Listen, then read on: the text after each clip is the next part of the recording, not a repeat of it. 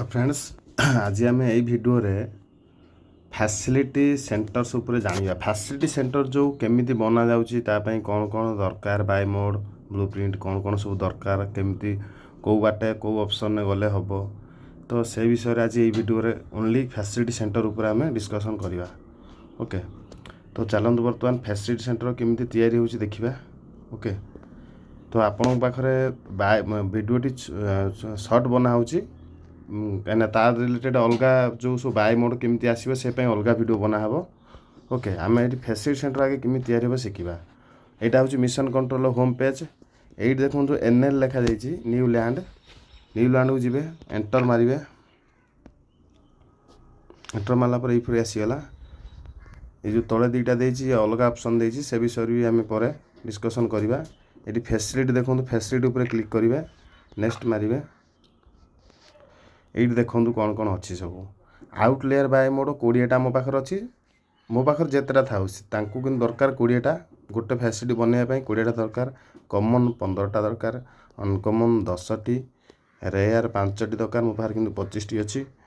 Okay legendary 2टी दरकार एवं blueprint गोटे दरकार मो पाखर ना से रेड कलर आसी आस्ट्रो क्रेडिट टोकेन जो अच्छी 1000टी दरकार एवं यही सब देला परे आपन ये नेक्स्ट ऑप्शन आसीबो मारिबे मो बाहर जेहेतु नाही ये ब्लैक आसी आपन को ये व्हाइट आसीबो मारला परे आपन नेक्स्ट करिकी गोटे ट्रांजैक्शन फीस कटिबो दे देबे आपन फैसिलिटी सेंटर पई टाइमिंग स्टार्ट हो जिवो।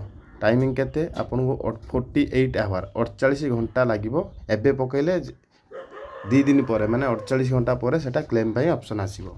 तो हमको कौन कौन मिलिबो ता विषय कथा हबा।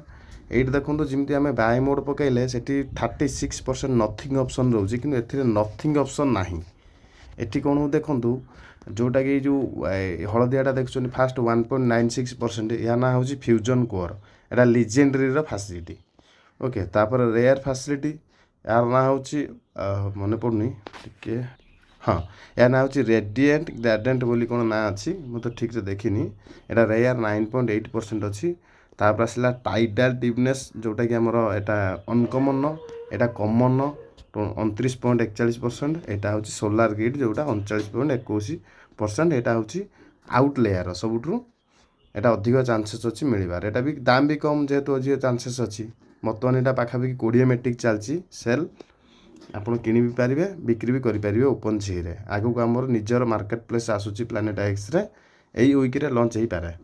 ओके तो एति चांस अच्छी ये गोटे मिराकल जिनस अच्छी कौन आप देखिपारे जे आमर जो ये देखूँ बर्तमान ये लीजेंडरी बाय मोड देखूँ मोर ये देखूँ लीजेंडरी बाय मोड 2टा अच्छी। ओके किंतु ये 1.96% अच्छी 2टारे मुझे 2टा को मो पास जब अधिक थी ओके यहाँ तो देखो ना मुझे ये देखा एग्जांपल रेयर बाय मोड देखो मो पास 25टा अच्छी कि 5टा सी मागिची रेयर बाय मोड मोर चांस केते अच्छी देखो 9.8% चांस अच्छी।